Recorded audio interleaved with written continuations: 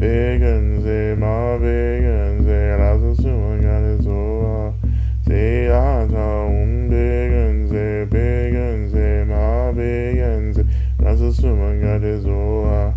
Theater begenze, begenze, ma begenze, lass es umgehen so.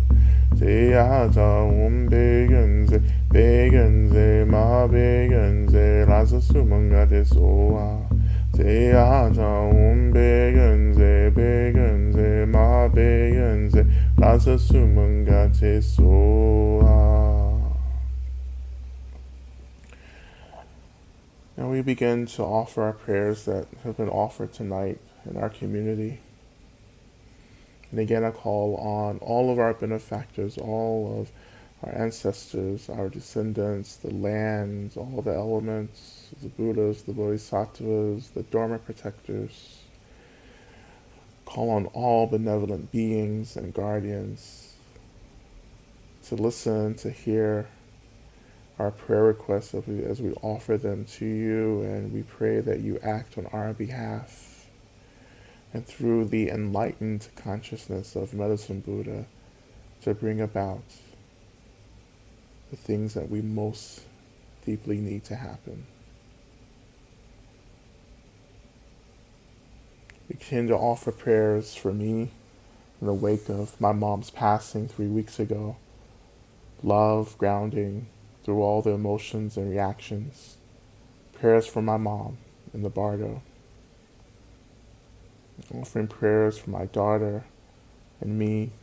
We need to be healed in our relationship. Prayers for my friend Barbara after brain surgery. May the area of cysts in her brain reduce and swelling so she can really talk and use her hands. She is a single mom. And for the healing of all trauma everywhere, personal and collective.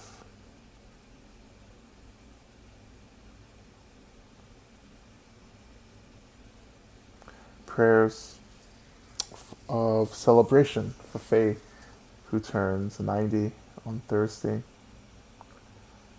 Prayers for my post-concussion brain that has been on fire lately. Prayers for my mother and me as we navigate our trauma while she's staying with me.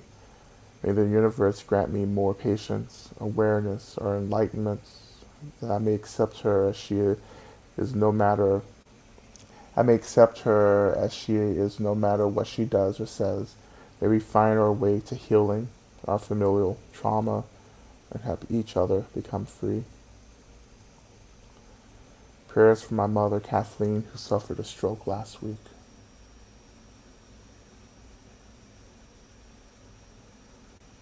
Prayers for my mother and cousin as they both struggle with unique and intense pressures in their lives. Prayers for the courage and resilience of the Anishinaabe people and all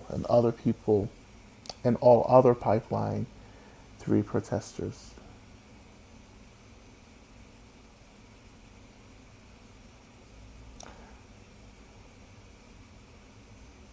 Prayers to navigate a sudden influx of craving as I stay sober. Prayers to all who have taught me the practices and given inspiration to me to stay strong, and that they continue to be a light for all.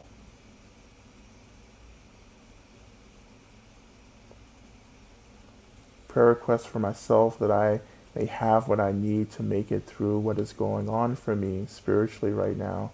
May I soon have the words to articulate this experience, and may I find grounding throughout it.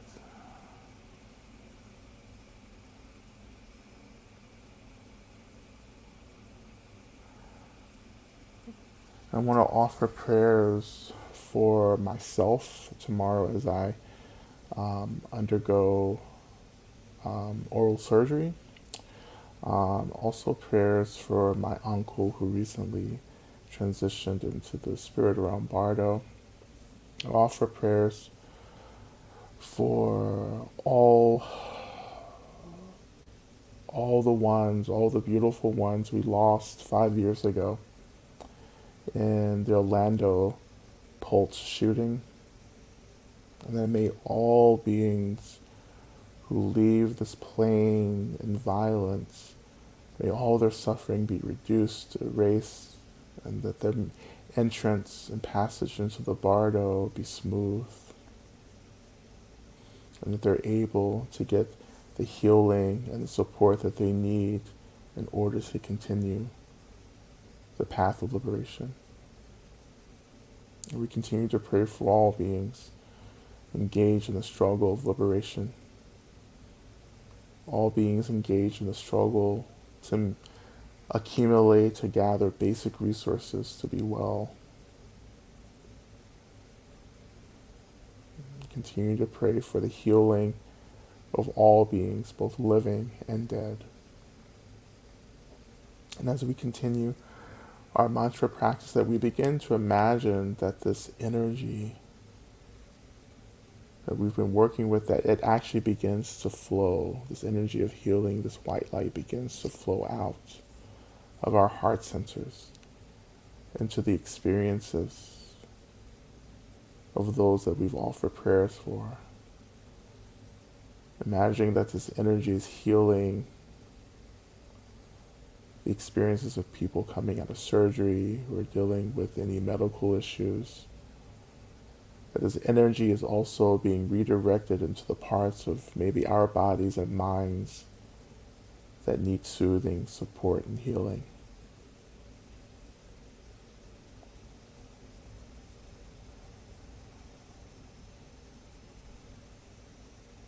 Just continuing to offer that energy as we move into the next part of our mantra.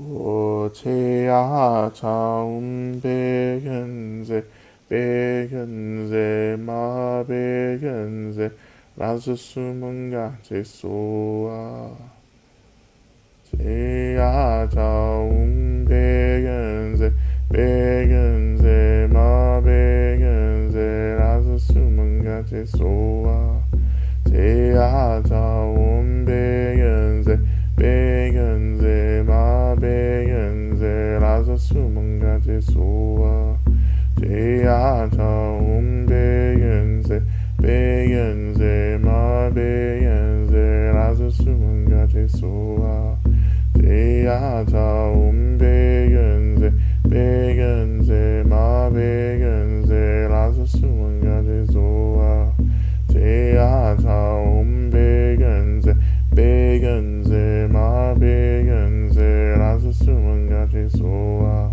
제야 차움 백연세 백연세 마백연세 라스수문가 제소아 제야 차움 백연세 백연세 마백연세 라스수문가 제소아 제야 차움 백연세 백연세 마백연세 라스수문가 제소아 제야 차움 백연세 백연세 마백연세 라스수문가 제소아 제야 차움 백연세 백연세 마백연세 라스수문가 제소아 제야 차움 백연세 백연세 마백연세 라스수문가 제소아 제야 차움 백연세 백연세 마백연세 라스수문가 제소아 제야 차움 백연세 백연세 마백연세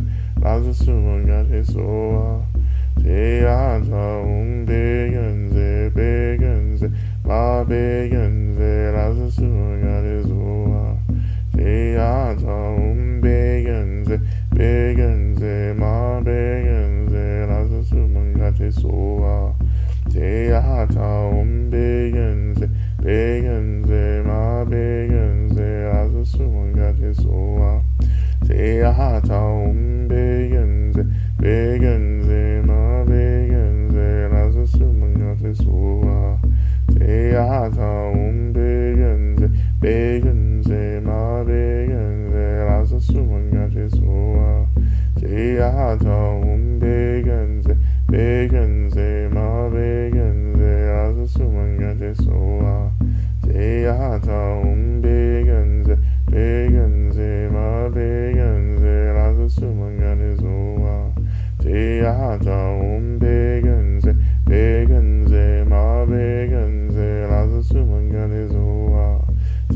hata begenze, begenze, ma begenze, lazo sumangate sua.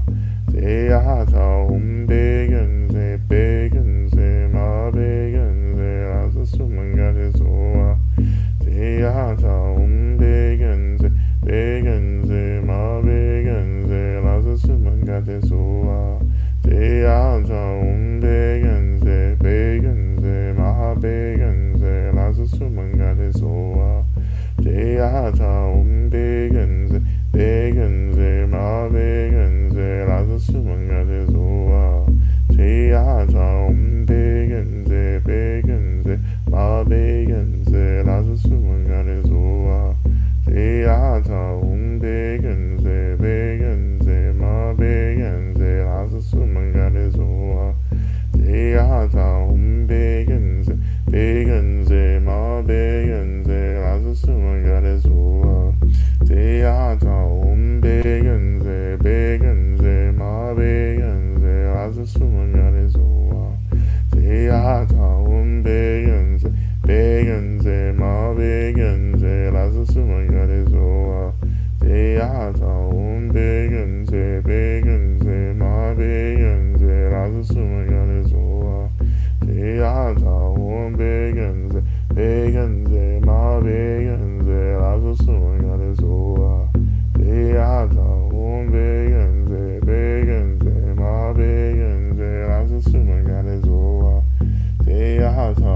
begenze, begenze, ma begenze, lazo sumangate sua.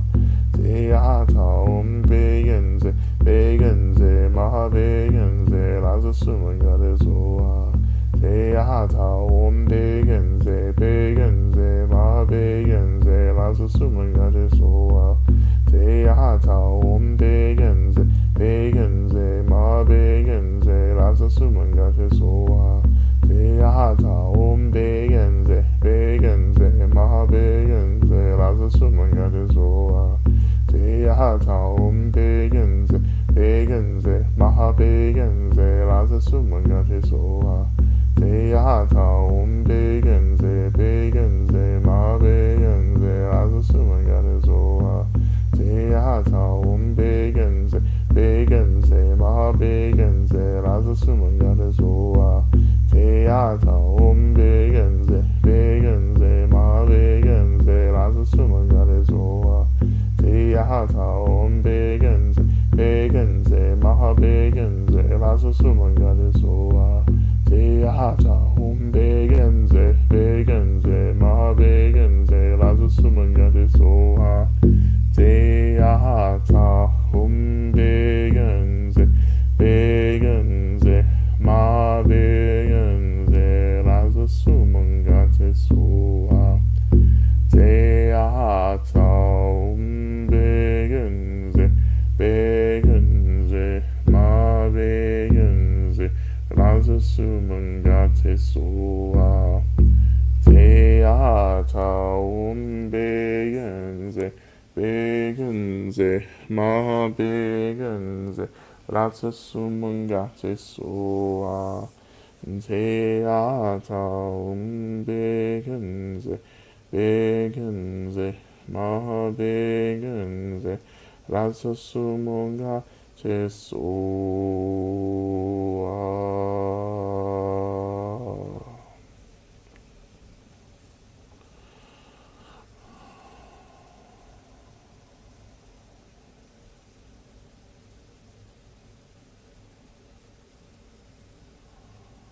So gently letting go of the offering of energy to those we've offered in prayer.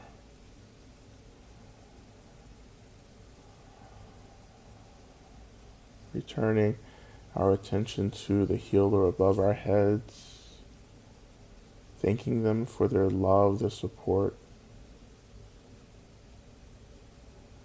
Imagining that they begin to dissolve into that same white light of healing, and that white light is absorbed down into our heart centers.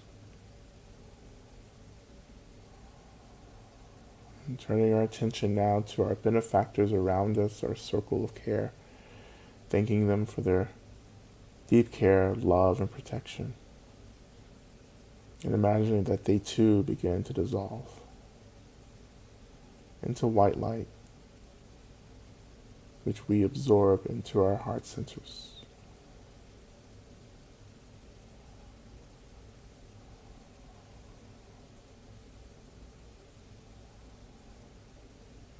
We offer appreciation to all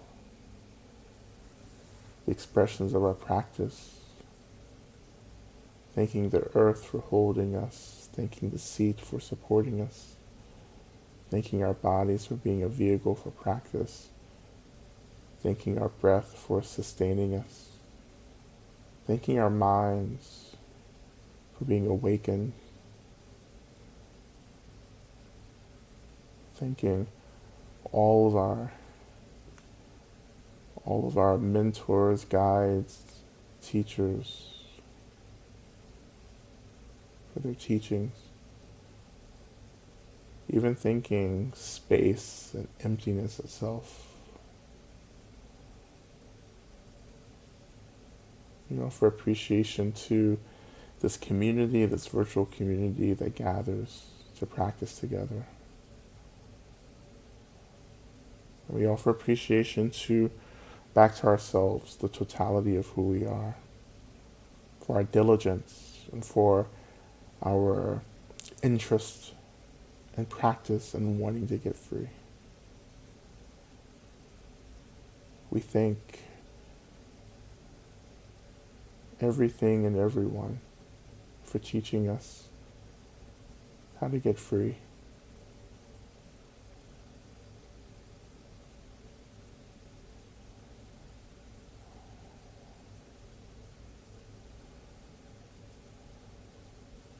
Then we turn our attention to Shantideva's prayer, and we'll recite that 3 times as we close out our time together.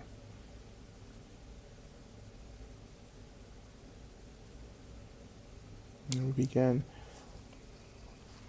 May I be a protector to those without protection, a leader for those who journey, and a boat, a bridge, a passage for those desiring the further shore. May the pain of every living creature be completely cleared away. May I be the doctor and the medicine, and may I be the nurse for all the sick beings in the world until everyone is healed. Just like space and the great elements such as earth, may I always support the life of all the boundless creatures, and until they pass away from pain, may I also be the source of life for all the realms of varied beings that reach into the ends of space. May I be a protector to those without protection, a leader for those who journey, and a boat, a bridge, a passage for those desiring the further shore. May the pain of every living creature be completely cleared away. May I be the doctor and the medicine, and may I be the nurse for all sick beings in the world until everyone is healed. Just like space, and the great elements such as earth, may I always support the life of all the boundless creatures, and until they pass away from pain, may I also be the source of life for all the realms of varied beings that reach into the ends of space. And finally, may I be a protector to those without protection, a leader for those who journey, and a boat, a bridge, a passage for those desiring the further shore. May the pain of every living creature be completely cleared away. May I be the doctor and the medicine, and may I be the nurse for all the sick beings in the world until everyone is healed. Just like space and the great elements such as earth, may I always support the life of all the boundless creatures, and until they pass away from pain, may I also be the source of life for all the realms of varied beings that reach into the ends of space.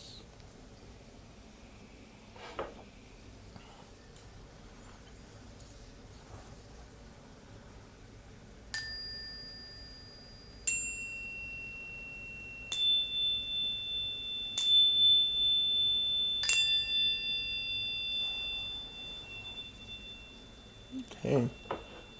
All right. Thank you, everyone, for your practice. Maybe continue to practice as intensely as possible in these days to come. Okay, so thank you. I'll see you all again next week for our practice. May you all be well.